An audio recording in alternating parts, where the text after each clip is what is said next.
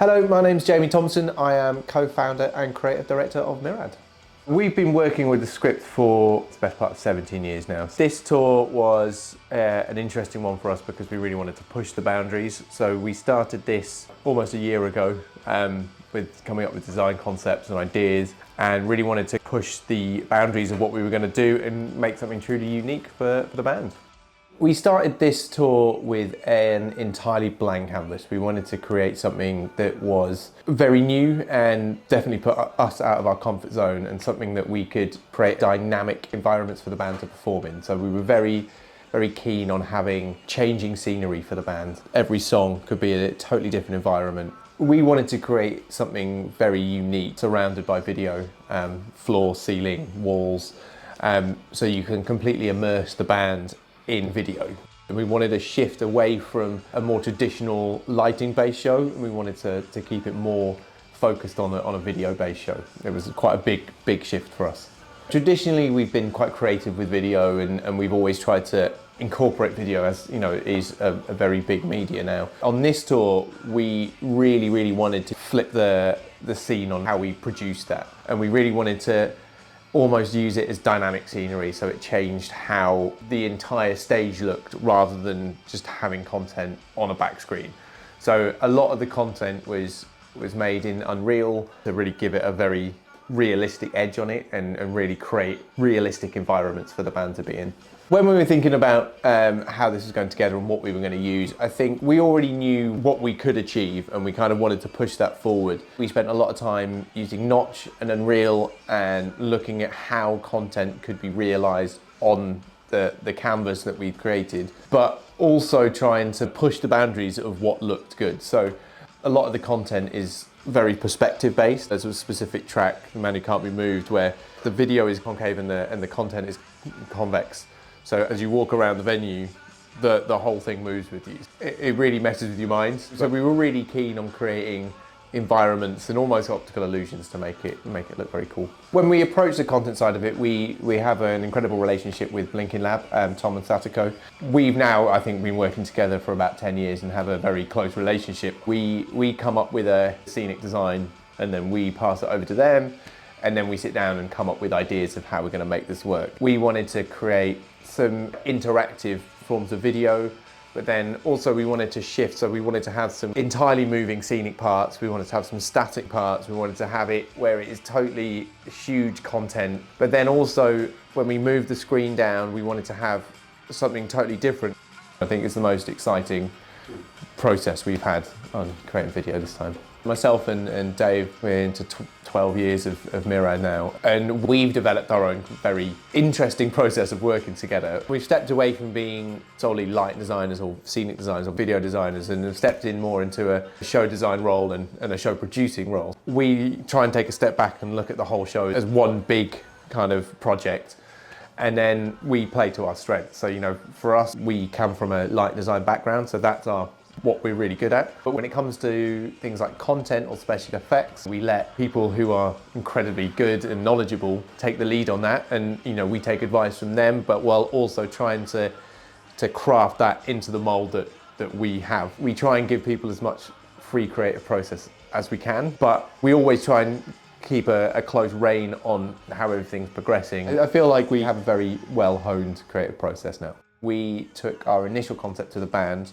Danny really liked it, you know, so he was really keen to progress with this if we could make it work budget-wise. And then it was relatively similar to what we initially drew to what we put out. I think once we then developed the render deck to show to the band, the feedback from that was phenomenal. I think we made 2 content changes, but other than that, we basically set out what we wanted to achieve and had very little negative feedback from the band. There's a level of trust now that they believe in what we do, and they would rather us go and create something unhindered by them micromanaging us. For us, it's the perfect relationship because they just let us do our thing. For us, it's all about having moments in a show that make the hair in the back of your neck stand up on end, and you want to have as many of those moments as possible without it numbing the audience to it. We wanted to start the show on the B stage, and that was a very conscious decision because we wanted to start very small and very focused. There's a nice flow to it. It breaks up the sets. Normally everyone's just standing forward, just kind of waiting for the band to come on the stage, and that wasn't the case this time. The lighting for the B stage was probably the hardest thing for us to achieve. We started off keeping it really simple because initially it was going to be an acoustic stage. As we developed the show, it needed to be more integral and have more of an impact. We started off with 3 concentric rings, which were taken from inspiration from the album cover, which is Satellites. We had 3 rings of varying sizes, that all on kinesis, that could come down. They had motion in them. They could create different shapes, and they were all lined with LED. We used that as our centerpiece and our, almost like a chandelier. Quite difficult to approach a B stage, especially when you're doing 6 tracks on it. It's quite a big part of the show. Almost want it to be like a separate element from your main show. The way we approach the content and how it's seen from all around the arena, it's a tricky one, but we tried to make sure that everyone got some version of the show that worked really well for them. We spend a lot of time in the design process trying to make sure that all of the sight lines work and everyone can see the band, and even when the screen comes down, that's not restricting anyone, so everyone can see in front of the stage and it's not basically blocking anything out. What we tried to do on this was really put the band at the forefront and create everything quite minimal. So there are songs, the big epic stadium filling songs, that we wanted to look really big, but then there was also songs like For the First Time, where we wanted to put the band in a scene and make it look like they were literally playing in the bar. All of the video products on this, they were from Rowe, so we used a product called Vanish at the back, which is a highly transparent screen, and it's also fairly lightweight. The floor was Rowe black marble. We wanted to go with a lightweight screen because we have a 10 meter square video screen that moves down on kinesis to create different environments. So we have one scene where the ceiling drops to about 1 meter above the band's head, and then we create an environment within that. So it totally changes the perspective of the audience and sandwiches them in video. That was very keen to us. We wanted to change how it looks to keep everyone on their toes of what it's going to look like and how it's going to work. The lighting design in this show was almost took a bit of a backseat. We wanted it to almost look like there were no lights in the rig. We made a conscious decision to hide all of the lighting. So when you look at the stage, you can't really see any lighting. It's just, you just see a black box. When it's off and you walk into the arena, it is literally a black box. With any show, key lighting is essential. And obviously when we have such a big camera rig, you really have to have key lighting dialed in really well, because you're putting a 9 meter high member of the band on a video screen and they need to be lit the correct way. We used the RoboSpot system by Roby, which worked really well. So we had the Roby LTX Forte. They absolute workhorses, they worked really well. We controlled most of the attributes from the desk and just had the operators doing pan and tilt, which works really well because then we can just control everything and we can use it as a conventional key light. The control for this was obviously all Avolites. At front of house, we had the 2 Diamond 9 330s. We had an entirely redundant backup system just in case. So we had 4 TMPs on each system running all of the data, so it took the load off the desk. This enabled the desk to be as fast as it can be because it was just dealing with all of the timelines and all of the time code that we needed. But we also were using Synergy, so we have a full server system backstage.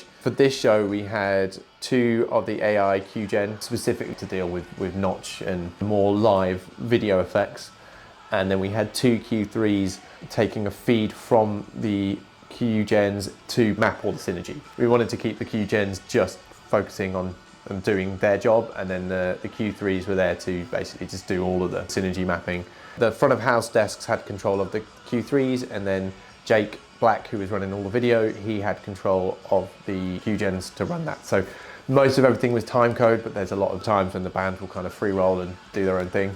We've had great feedback on this tour. It's been really well received, so we're really happy. And like I said, we're really proud of this one. The takeaway from this tour, and things that we've learned is, for us, pushing ourselves from our comfort zone and trying to create something that we've never done before I think that was really important for us. And And I think being able to have gone out of our comfort zone and achieved it, we're really happy with. So I think now we can start pushing this idea a bit more and creating more virtual environments and using video more as a scenic tool rather than a video screen. We've kind of proved we can do it in our minds. So I think for us it's been a big learning curve, and I think we can continue to ride that wave.